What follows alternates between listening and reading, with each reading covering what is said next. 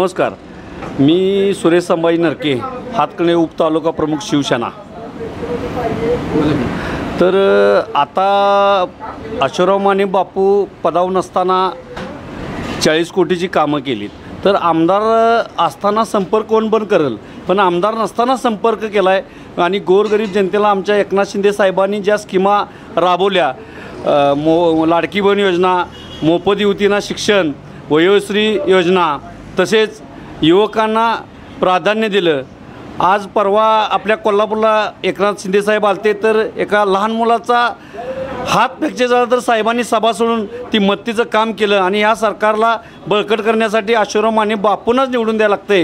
याचं कारण असं आहे की बापूला जनसेवक म्हटलं तर वावगं ठरणार नाही आणि ही जी कामं आहेत ही मूलभूत कामं म्हणजे आमदारकीची ही कामं नव्हेत की गटर्स बांधणे, रस्ते करणे, हे करणंच आहे। ह्याच्या पलीकडे जाऊन उद्योग व्यवसाय करण्यासाठी बापूला प्राधान्य द्यायला पाहिजे, कारण युवकांना संधी जर रोजगार निर्मिती करायची असेल तर ह्या वेळेला अशोकराव मानेंनाच निवडून द्यायला लागते। एवढंच सांगतो मी उपतालुका प्रमुख या नात्यानं। आणि बदल हवा, आमदार नवा, अशोकराव माने बापू, आणि चिन्ह आहे नारळाची बाग।